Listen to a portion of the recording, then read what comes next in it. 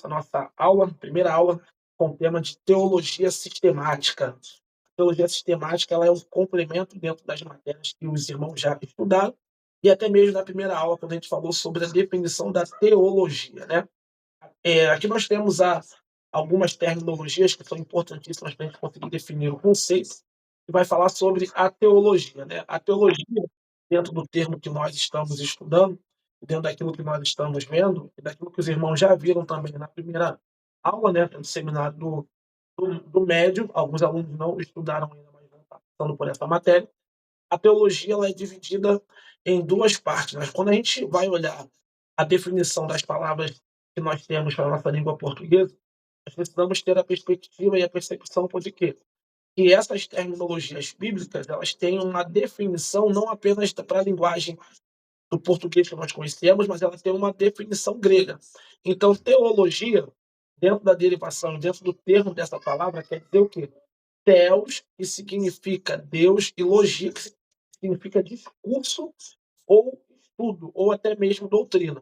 Então, a teologia ela é o estudo de Deus. Mas dentro desse estudo, nós temos algumas particularidades que a teologia ela vai nos apresentar da forma pela qual nós estudamos sobre Deus. Verdade é que a teologia ela não contém tudo sobre Deus. E a própria Bíblia, quando a gente começa a estudar e a lê-la, a gente começa a perceber que a Bíblia ela não contém tudo sobre Deus, ela contém o necessário para a nossa regra de fé e para que a gente se mantenha firme e estruturado dentro daquilo que o nosso Senhor deixou para nós como parâmetro e como base da nossa fé cristã. Então, dentro desse termo, né, teologia quer dizer isso, né? É a derivação de duas palavras, teos, que significa Deus, e logia, que é o estudo, o discurso ou a doutrina de Deus. Dentro do sentido restrito, a teologia pode ser definida como o estudo da doutrina de Deus, que é, perdão, que é o termo mais utilizado dentro da parte acadêmica. No sentido mais amplo da palavra, a teologia ela não é somente o estudo de Deus, mas também é a doutrina que se refere-se às relações que Deus mantém com o universo. Ou seja, a teologia é o estudo de todas as doutrinas cristãs. Então, quando a gente fala de doutrina, e nós vamos ver muito sobre isso, só um minutinho.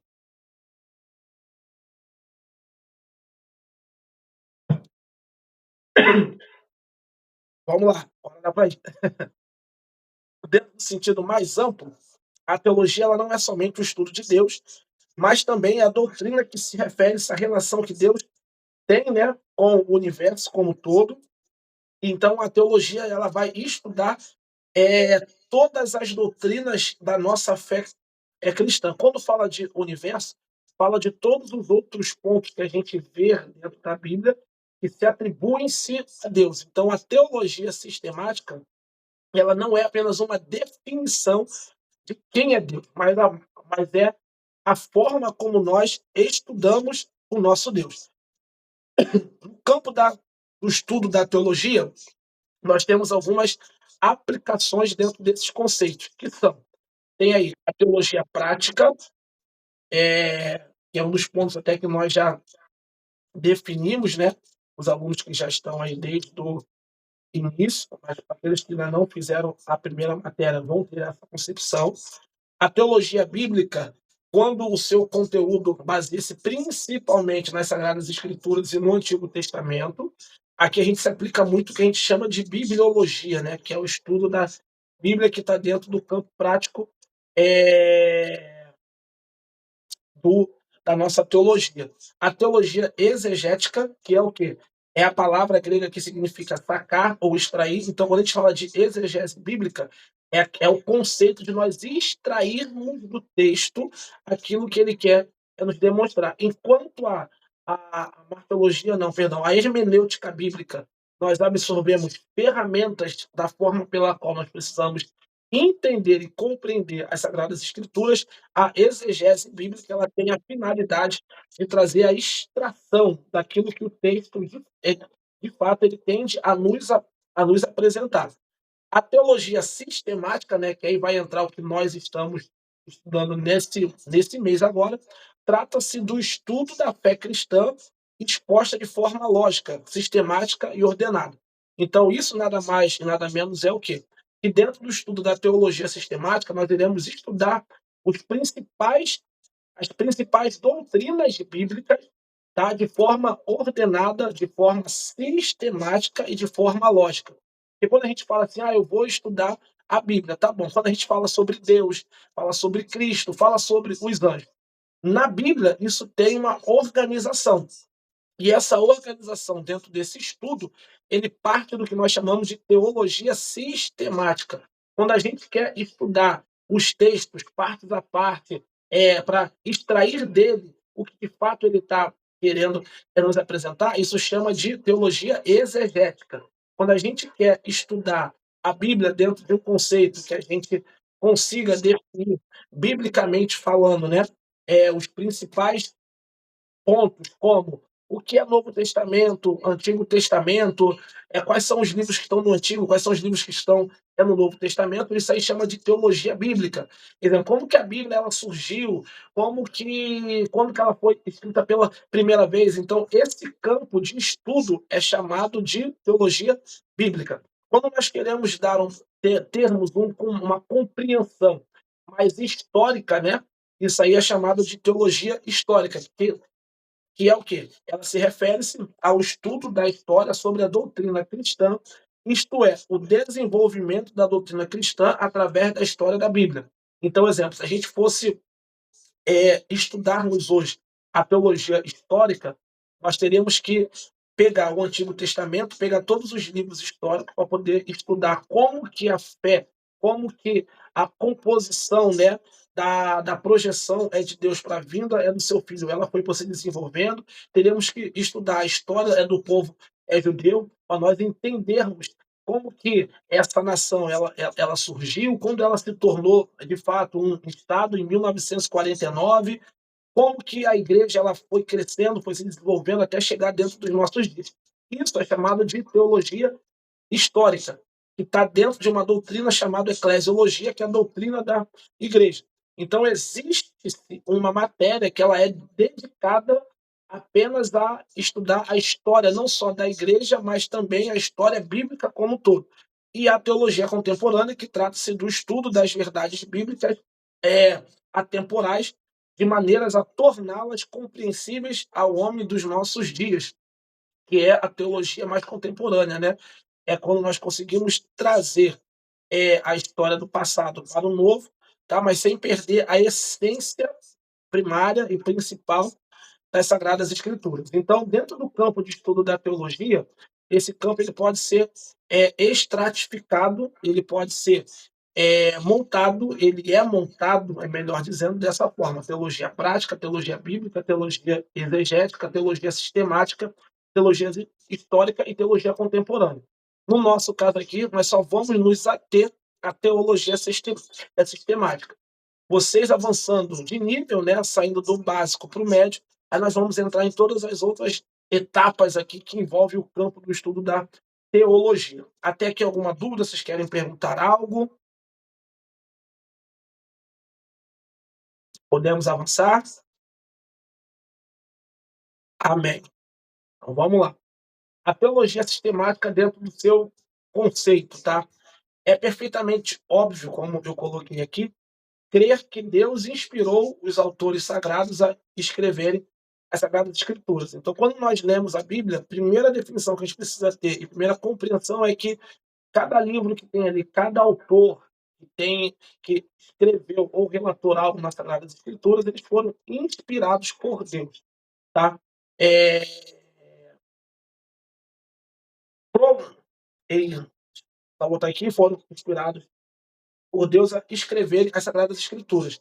Providenciou para que tais escritos fossem ajustados, formando uma unidade sem qualquer erro na sua seleção. Então, todos os livros que nós temos, eles não contêm erro. É muito comum, às vezes, nós vermos alguns irmãos que, quando eles vão estudar o Novo Testamento, eles vão ver lá o Evangelho de Mateus, de Marcos e de Lucas.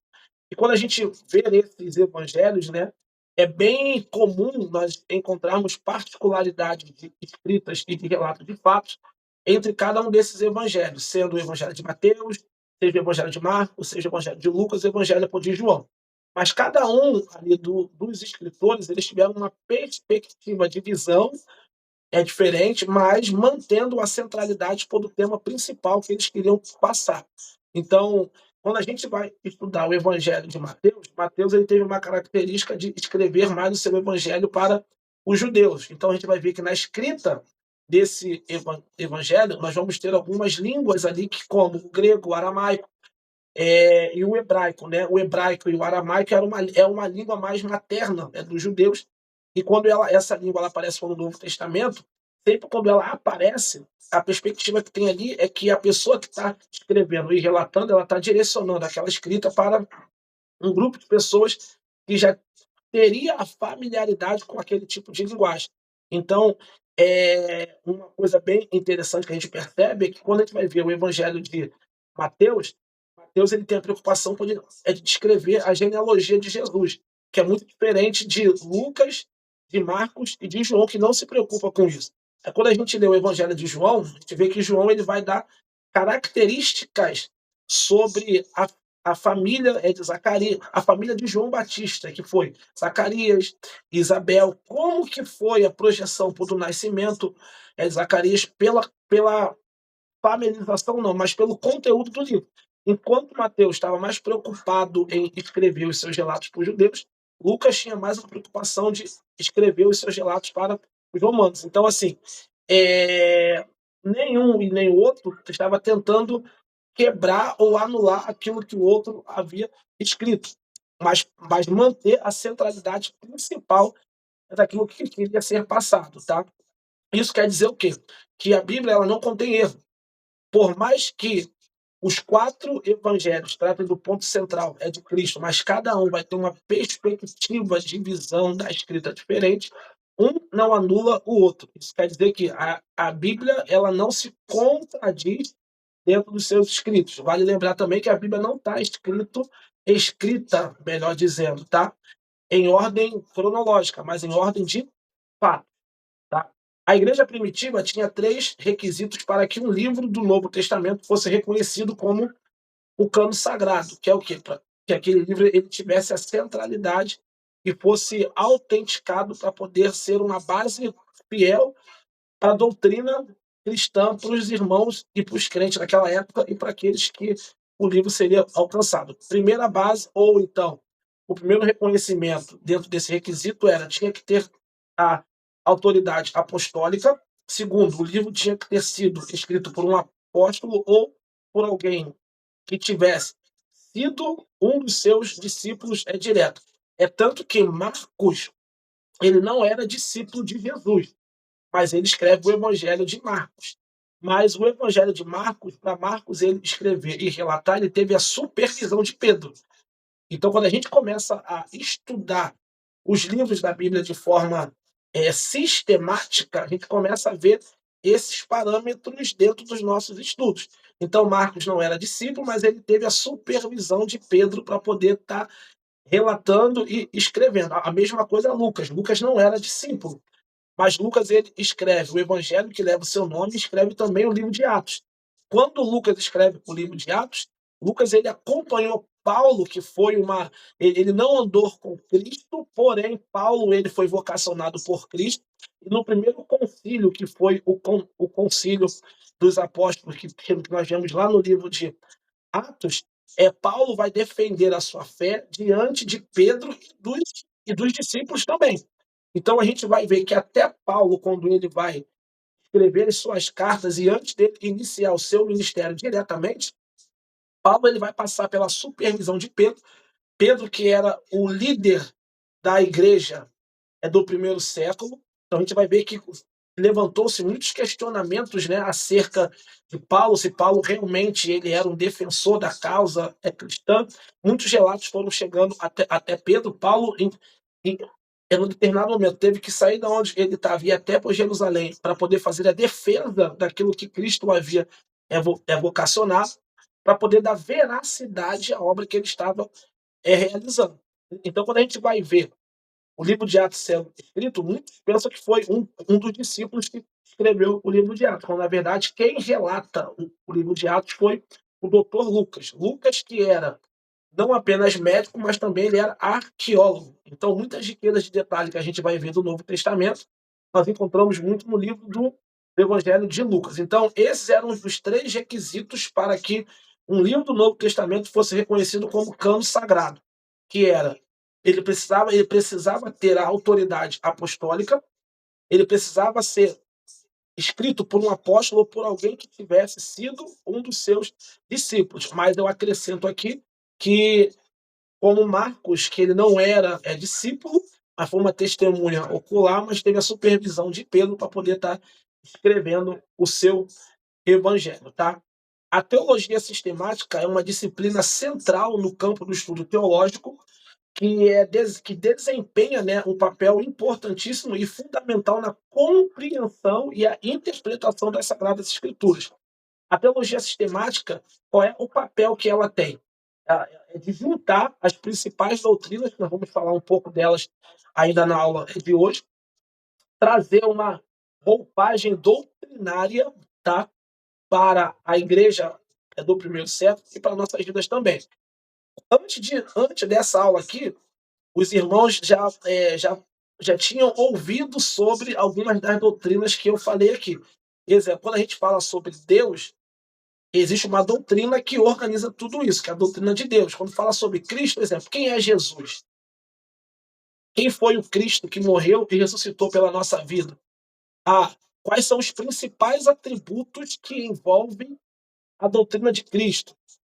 Ah, quais são os atributos comunicáveis? Ah, a pessoa do Espírito Santo. Quem é o Espírito Santo? Se eu fosse perguntar para os irmãos definirem aqui na aula quem é a pessoa do Espírito Santo, como é que você definiria?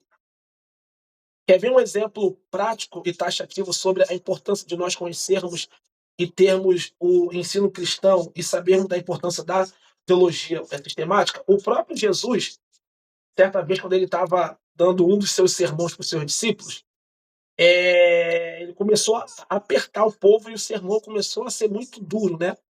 O sermão começou a ficar pesado e aí foi saindo um por um daquele ensinamento.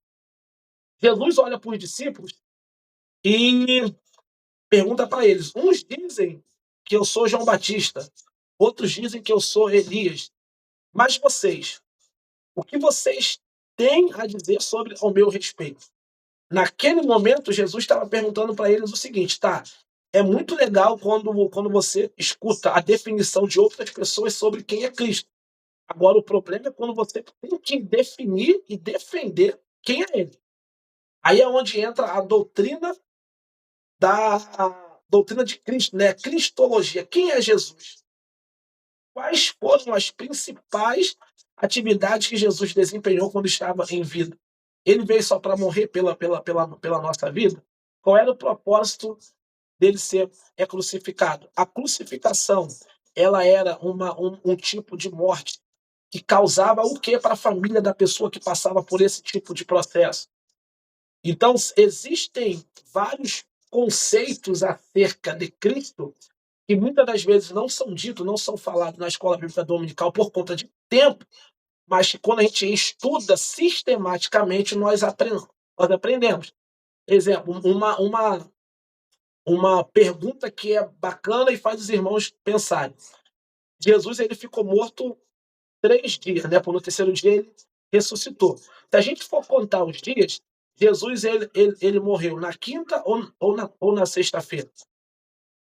Os irmãos já pararam para poder pensar isso? Já pesquisaram sobre isso? Se ele morresse na sexta, quantos dias que dariam até o domingo? Então é um tipo de pergunta que muitas das vezes alguém pode fazer para os irmãos, e aí como é que os irmãos sairiam dessa pergunta? Porque é o que nós pregamos, né? Que ao terceiro dia ele ressuscitou. E de fato, no terceiro dia ele ressuscitou. Mas quando a gente vai ler no Evangelho de Marcos, no Evangelho de João, a gente consegue saber o dia da semana exata que Jesus ele morreu. Qual foi o dia? Foi quinta? Foi sexta? Então isso, muitas das vezes, pode causar uma dúvida na cabeça de alguns irmãos. Quando nós estudamos a doutrina de Cristo, nós aprendemos e entendemos sobre isso daí. Então, só para os irmãos terem uma perspectiva da importância da teologia sistemática, tá? A teologia sistemática é uma disciplina central, é no campo do estudo teológico, desempenhando um papel fundamental na compreensão da interpretação das Sagradas Escrituras. Ela busca organizar de forma coerente e lógica as doutrinas cristãs, permitindo aos estudiosos e crentes uma visão abrangente da consistência da fé. Então, para que serve a teologia sistemática? É para poder trazer mais informações para que a nossa fé esteja mais enraizada, para que a nossa fé esteja mais consistente. Essa é a palavra certa. É a consistência da nossa fé.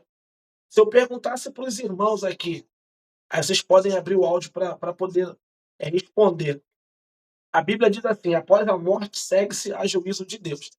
Alguém conseguiria me definir quais são as etapas e os processos que nós iremos passar após a nossa morte?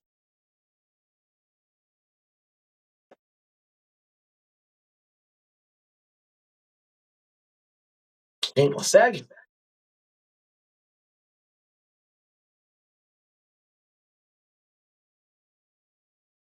Ninguém?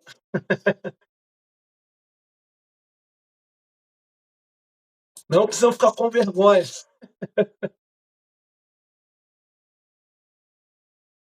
Aí quando a Bíblia fala assim: ao homem está destinado a morrer uma única vez. A alma que pecar, essa morrerá. Qual tipo de morte que fala?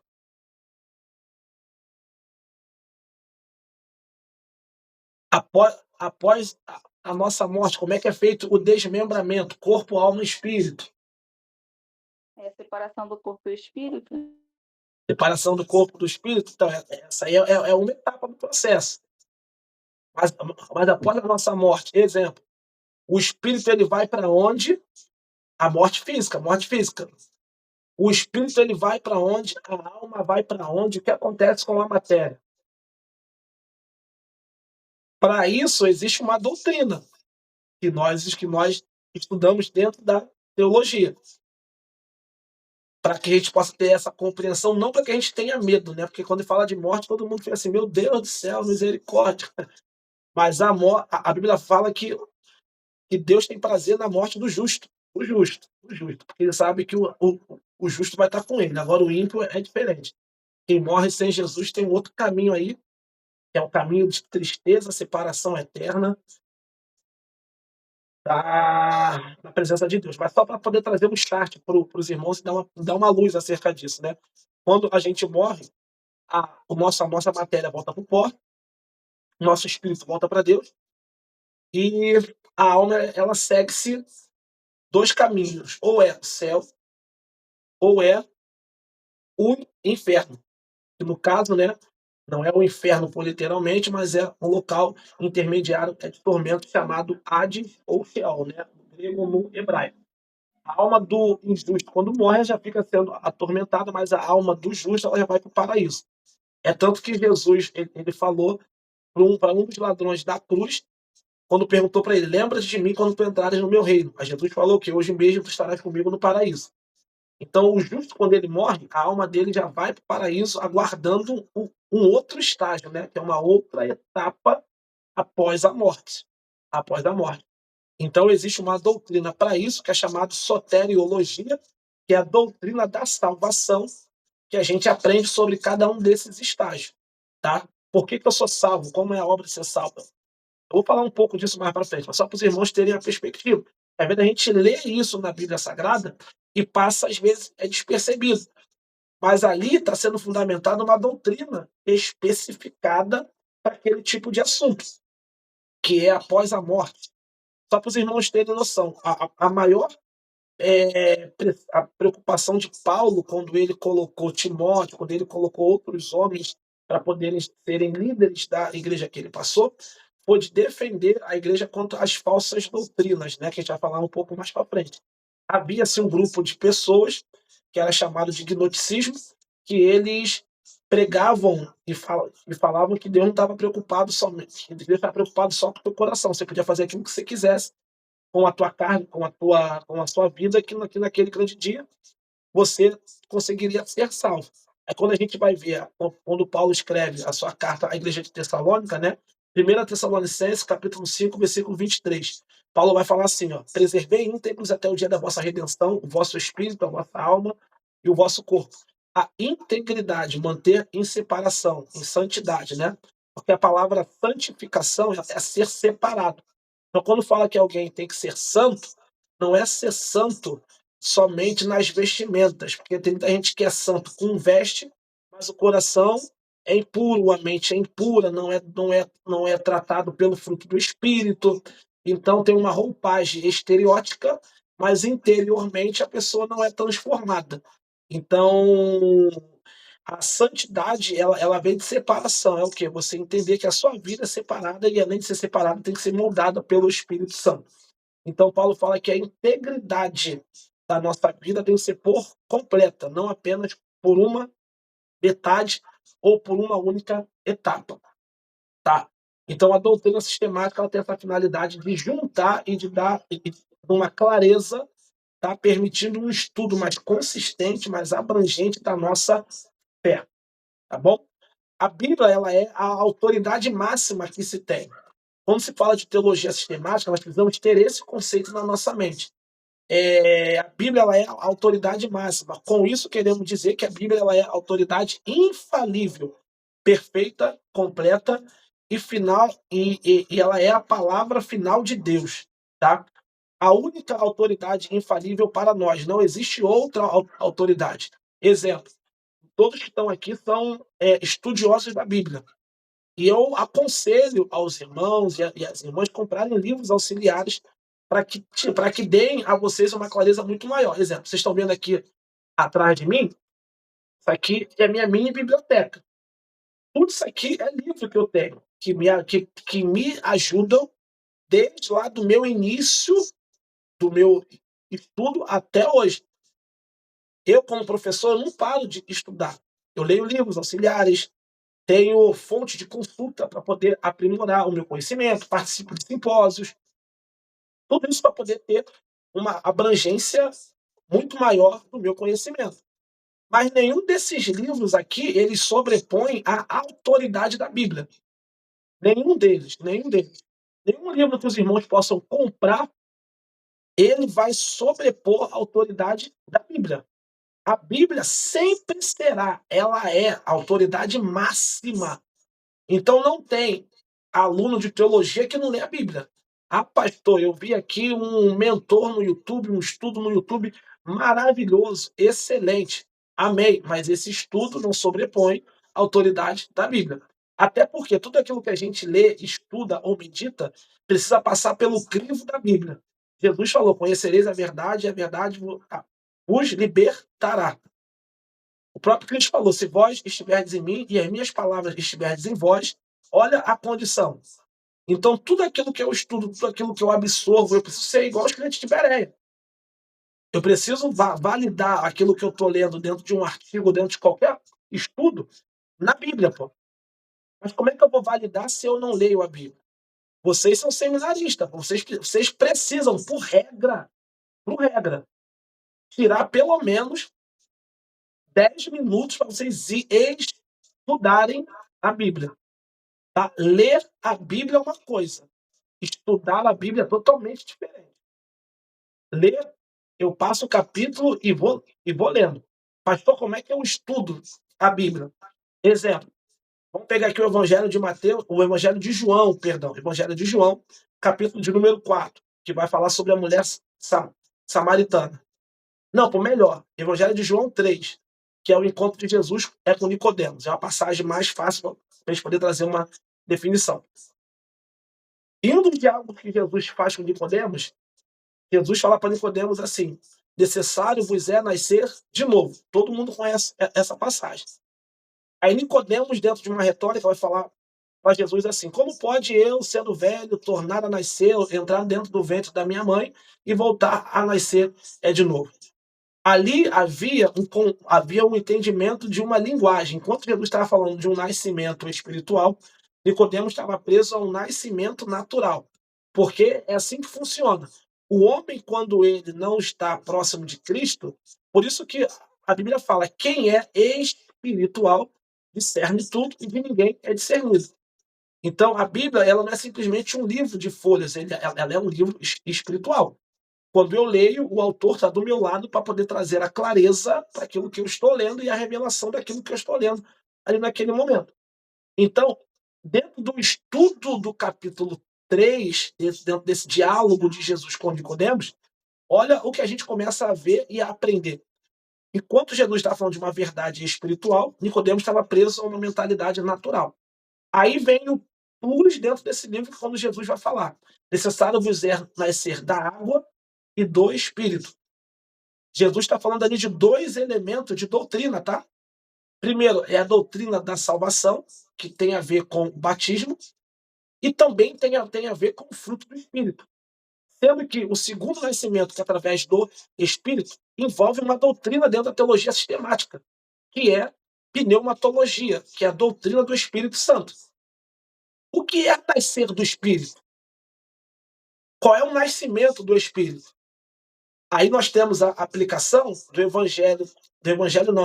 livro de 1 Coríntios, capítulo de número 11, que vai falar sobre os dons espirituais, mas o nascimento do Espírito está atrelado ao livro de Gálatas, capítulo 5, a partir do versículo 22, que é o fruto do Espírito. Amor, mansidão, longanimidade, benignidade, temperança, domínio próprio.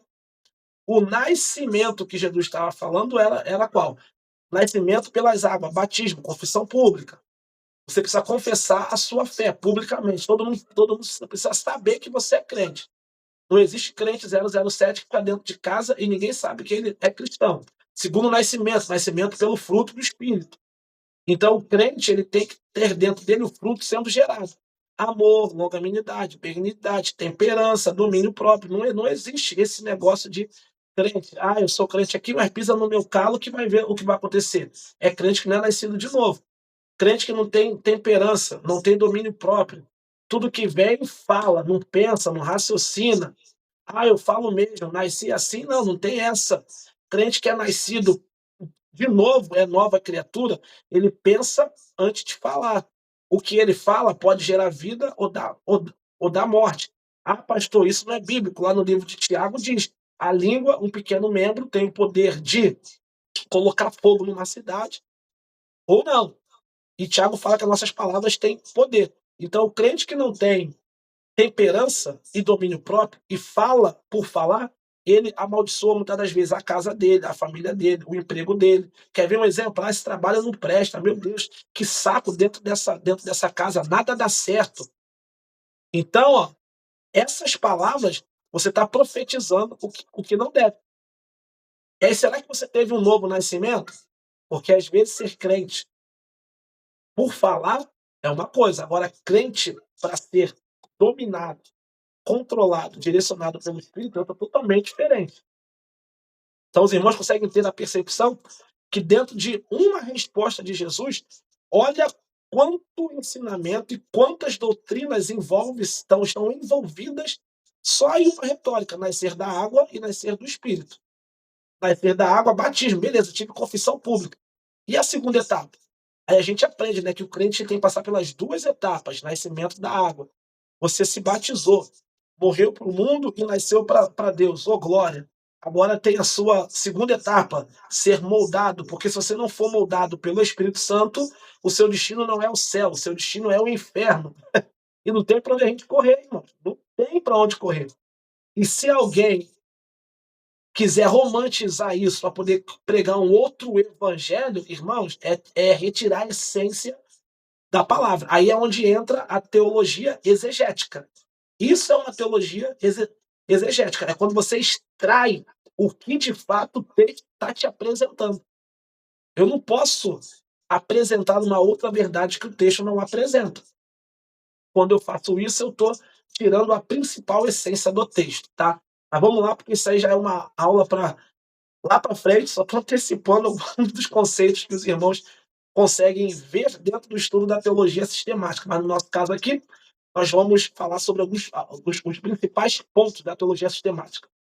Então, ela é, como nós falamos, a Bíblia, tem a sua autoridade infalível, ela é inerrante para essa época. Essa época, ela é, será e continuará sendo a inerrante palavra de Deus, tá?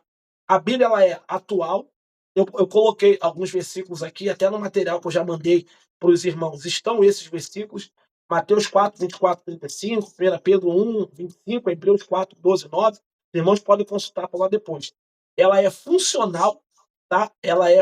Além de ela ser atual, ela é funcional.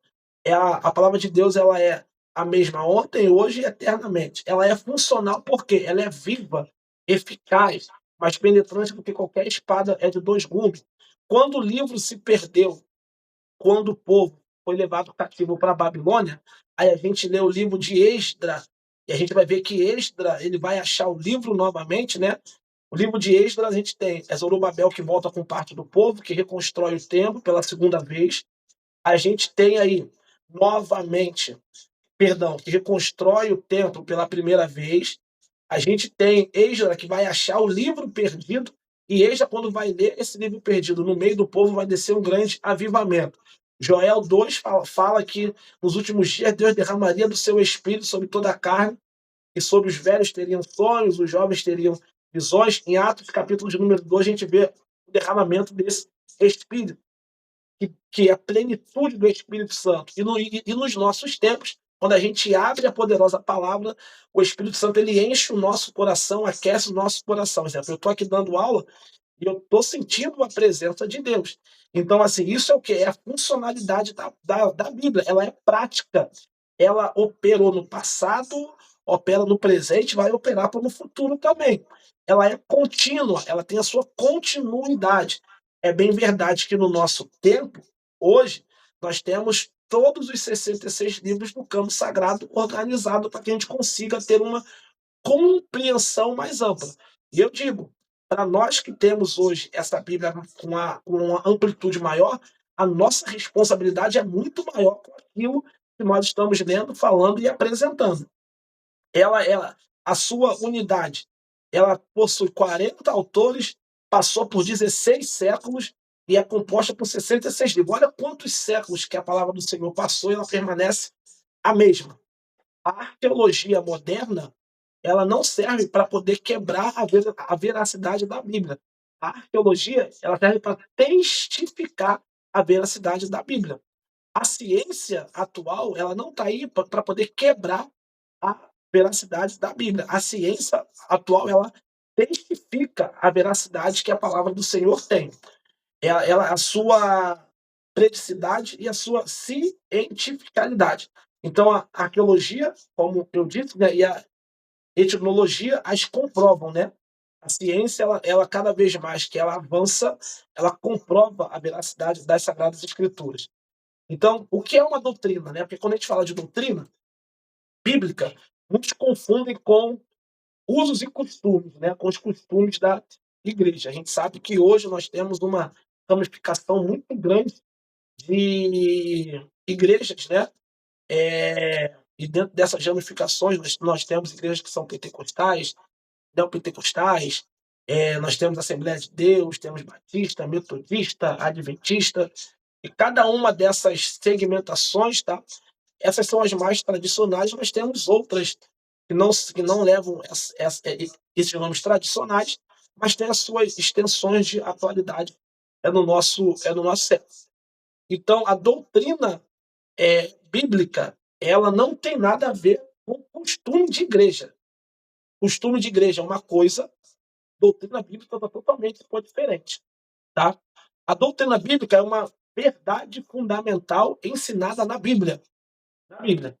Na religião, doutrina é um uso de crenças que definem uma religião ou uma filosofia. Então, quando a gente fala de doutrina, nós temos a religião e temos a filosofia, que são os conceitos inerentes àquelas crenças ou aquela religião, tá?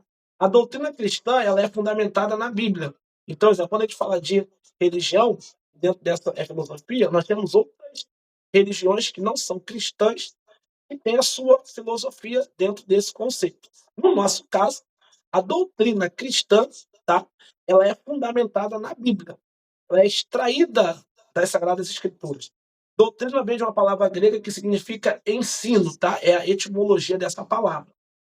A Bíblia é a palavra de Deus, como nós já definimos, que nos ensina a verdade essencial para a nossa vida. É o que diz lá em 2 Timóteo, capítulo 3, 16. E quando nós aprendemos o que a Bíblia ensina, aprendemos a sua doutrina. Tá? A Bíblia fala sobre doutrina boa e a doutrina falsa. São as falsas doutrinas, como a gente vê lá no Evangelho de Mateus, o fermento dos fariseus, entre outras definições que Jesus ele vai mensurar. Tá? A doutrina boa é o ensinamento são os ensinamentos que está de acordo com a Bíblia, tá? E as falsas doutrinas é algo contrário àquilo que a Bíblia ensina. Por exemplo, se alguém ensina que Jesus não é Deus, ensina a falsa doutrina, porque a Bíblia diz que Jesus é Deus. Isso aí é uma doutrina que é a doutrina da Trindade. Pai, Filho e Espírito Santo. É a Trindade, né? É Deus, são três em um. Por que a gente fala que eles são a Trindade? Porque os três possuem o que a gente chama de atributos incomunicáveis. É onisciência, onipotência, onipresença, tá? Toda ciência, todo conhecimento e todo o poder. Eles são o poder, tá? Eu vou definir aqui hoje as 10 principais doutrinas e na aula da semana que vem, como nós temos 15 minutos, não vai dar tempo da gente entrar sobre metodologia, entre outras coisas que vai ficar para a aula da semana que vem. Mas até aqui nós vamos definir as 10 principais doutrinas bíblicas, tá? Nós temos a doutrina bíblica, doutrina das escrituras, que é chamado de bibliologia. Quando a gente estuda a Bíblia, nós estamos estudando a bibliologia. Exemplo, Bíblia ela vem da terminologia do conjunto dessa palavra, de bibli, que quer dizer o quê? Bíblia vem de biblions, conjunto de pequenos livros. Tá? Então, quando a gente vê o Evangelho de Mateus, livro de João, ali é um Biblion, que é um conjunto dentro desses grandiosos livros. Então, a Bíblia é um conjunto desses livros. Aí a gente começa a ver. O primeiro material que foi escrito, em outro ponto muito bacana, é que o único nome que nós vemos de Bíblia mesmo é só na capa. A gente não vê essa palavra descrita dentro da Bíblia como um todo. Doutrina de Deus, que é a teologia, que é aquilo que todos vocês estão estudando. Aí dentro da teologia tem essas ramificações, né? A teologia histórica, como Deus agiu dentro da história. Teologia sistemática, como Deus ele age dentro de cada doutrina, e assim sucessivamente. Doutrina de Cristo, que é a cristologia. Doutrina do Espírito Santo, que é a paractologia ou pneumatologia, tá? Doutrina do homem, que é a antropologia do homem, e é interessante quando a gente estuda sobre a doutrina do homem, a gente vai estudar esse conceito da teologia, mas dentro da criação. Como que o homem ele é composto? Corpo, alma, espírito. Como que é dividido cada um, o que é o corpo do homem, o que é a alma do homem, o que é o espírito do homem. Isso aí, no nível médio, vocês vão estar estudando sobre esses conceitos, tá? Temos a doutrina do pecado. O pecado existe uma doutrina exclusiva para ele, que é chamado de amartiologia, tá? Doutrina da salvação, que eu até já falei bastante sobre ela. Falei sobre o termo, não falei sobre a doutrina em si, né? Que é a soteriologia. Temos a doutrina da igreja, que é a eclesiologia, eclésio chamado para fora. A igreja ela tem uma doutrina que é uma finalidade específica daquilo que ela tem que fazer nessa terra. Se a igreja não cumprir com esse papel, ela não está cumprindo com aquilo que ela foi chamada. Jesus foi muito categórico quando ele disse para os seus discípulos, né? Ser-me-eis testemunha tanto em Jerusalém, Judéia, Samaria e até os confins da terra. Jesus disse isso antes de morrer, disse isso quando ele ressuscitou, e antes dele ascender aos céus, em Atos capítulo número 1, ele reafirmou isso novamente. Atos 2, o Espírito Santo desce, batiza todo mundo. Às vezes a gente pensa que o batismo do Espírito Santo, como vocês aprenderam na aula do mês passado, né, com o presbítero Wallace, a gente pensa que é só poder falar em línguas, quando na verdade não é. Quando a igreja ela não faz o ID, ela não sai para fora, Deus aperta um pouquinho o cenário da igreja para ela poder compreender a sua real finalidade nessa terra. Tá? Quando a gente for estudar sobre escatologia bíblica, eu vou falar um pouco mais específico sobre isso. E quando a gente falar também sobre a doutrina da igreja, eclesiologia, eu vou definir um pouco mais sobre isso. Quando a igreja não cumpre com o seu papel, Deus, dentro do cenário, ele aperta um pouco a igreja para a igreja poder ter essa percepção da sua finalidade. O que me deixa muito triste é, quando a gente estuda a história da igreja, lá atrás, na igreja do primeiro, segundo, terceiro, quarto, quinto, sexto, sétimo, oitavo, até o 20º século, quanto mais se matava crente, mais surgia esse crente defensor da obra, querendo morrer pela causa do cristianismo. Se a gente perguntar hoje quem está disposto a morrer pelo cristianismo, a gente vai ver que são poucos aqueles que de fato querem entregar a vida, tá, pela causa de Cristo. Tá? Vão ser poucos que vão morrer. Se hoje o Brasil passar por uma grande perseguição, se Deus ele permitir essa peneira acontecer, a gente vai ver que são poucos que vão se manter firmes ao propósito e ao projeto pelo qual foi chamado. Hoje se prega-se muito um evangelho de performance, de culto, performance de púlpito, e cristianismo não tem a ver com performance, cristianismo tem a ver com entrega. Não é uma entrega demonstrativa, onde eu tenho que demonstrar que eu sou, que eu estou fazendo, que eu estou ali. Não, não. A igreja ela é a igreja do secreto, aonde a gente dobra o joelho, ora e não precisa fazer estardalhaço para isso. Sobe o monte, não precisa ficar fazendo, não precisa disso. É no oculto que Deus fala conosco e se revela quando ele precisa para poder usar a nossa vida. Então, esses conceitos que eu, como pastor, como estudante da Bíblia, como professor, palestrante, fico muito preocupado com a igreja da nossa atualidade. A igreja é preocupada com performance, tá? Que quer demonstrar-se muito, mas no secreto entrega-se pouco. Entrega-se pouco. Mas se vier uma grande perseguição à igreja do Brasil, como tem em outros países, a gente vai ver e vamos perceber que poucos são aqueles que vão se manter firmes e fiéis ao propósito. Tá? Por isso que Jesus falou em Evangelho de Mateus 24, nos últimos dias aparecerão muitos que apostarão, vão abrir mão da fé. Falsos ensinadores, falsas doutrinas, homens amantes de si mesmo. Está lá, Evangelho de Mateus, capítulo 24. Tudo que Jesus disse lá, depois que a gente tiver um tempinho, leia e vê se é aquilo que está acontecendo nos nossos tempos. Falsos mestres, falsos ensinadores, doutrinas totalmente erradas, falsas doutrinas, e por aí vai. Tá? Doutrina dos anjos, que é chamado de angiologia. Tá? Lúcifer, ele era um anjo de luz, mas por querer ser maior do que Deus, perdeu a sua essência, caiu e se tornou um anjo caído. Os demônios que se tem são anjos caídos, tá? Se eu perguntasse aqui, aonde os demônios estão? Então, alguns diriam que estão no inferno, diriam que estão presos.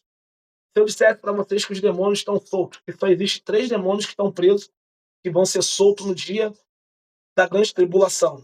Estão presos desde o dia que eles foram caídos, estão lá só aguardando o dia da grande tribulação para eles poderem serem soltos. O diabo está solto, os demônios estão soltos, estão por aí. E quando a gente vai ver, pastor, onde que fala isso? Onde eu tenho essa percepção?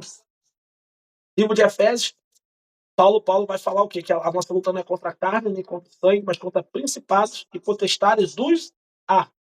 Quando a gente vai ver que o diabo vai se apresentar diante de Deus, Deus vai falar, é de onde tu vieste? Ele fala, vim de rodear a terra. Aí Deus vai falar, viste lá meu servo Jó, homem íntegro, fiel, justo. Então, quando o diabo fala para Deus assim, eu vim de rodear a terra, a gente já tem uma perspectiva, uma visão de que os demônios não estão presos, eles estão soltos. Se Deus abrisse os nossos olhos, nós diríamos anjos e demônios guerreando, os anjos protegendo a nossa vida, como diz a palavra do Senhor, que os anjos acampam ao redor daqueles que o temem e os livram, e os demônios estão ao nosso derredor. Derredor é fora de uma região de limite. Os anjos do Senhor nos cobrem, os demônios estão nessa extremidade para fora, externa, buscando só uma brecha para que possa entrar e atacar. E aí quem dá essa brecha sou eu e você. Como pastor? Quando a gente profere uma palavra, vê um tipo de programação que tem essa invocação demoníaca para dentro da nossa casa, entre outras coisas. Não é aula de batalha espiritual, mas quando a gente estuda sobre angiologia, a gente aprende sobre isso, tá? E temos a doutrina das últimas coisas, que é chamada de escatologia bíblica, que é escatom, né? Doutrina das últimas coisas. E aí, lá na frente vocês terão essa aula comigo também. É um tema que eu amo, tá? É um dos temas que todos os outros temas eu estudo com afinco, e dedicado demais, mas esse aqui tem uma particularidade especial aí, que é um dos temas que eu tenho carinho, estudo demais, dou muitas palestras sobre os outros temas também, mas sobre esse aqui é um tema que em 4 aulas não tem como a gente definir tudo sobre ele, mas a gente está preparando um simpósio aí muito bacana, sobre outros pontos, né? E aí até a gente pode programar um simpósio sobre escatologia bíblica, que é muito enriquecedor. E eu falo, quem aprende sobre escatologia bíblica passa a amar mais o cristianismo, se guarda mais, porque vê que os sinais que são ditos e prescritos na Bíblia estão acontecendo no nosso céu. Quando a gente entende, a gente se preserva mais. Uma coisa eu digo para os irmãos, né? E finalizo aqui a aula de hoje, que nós, como cristãos, estamos focados só no nosso Brasil. Mas se nós começarmos a abrir o nosso raio de estudo para Israel, para o cenário que está acontecendo mundialmente, a gente vai ver que o cerco está se afunilando para que Jesus ele volte. O cenário está sendo preparado para o anticristo, não só por condição dele se assentar-se no trono, mas em todos os outros aspectos políticos, econômicos, financeiros, sociais e religiosos também, tá? Mas temos 4 minutos. Eu queria aqui abrir para as perguntas. Alguém tem alguma pergunta que queira fazer? Ficou alguma dúvida sobre a nossa aula de hoje? Temos 4 minutos para que a gente possa finalizar a nossa aula. Vou deixar esses 3 minutos para a gente tirar dúvida e 1 minuto final para a gente orar e terminar e agradecendo a nossa aula. Está aberto. Se tiver alguma dúvida, abre o microfone aí ou escreve no chat aí para que a gente possa estar respondendo com 3 minutos.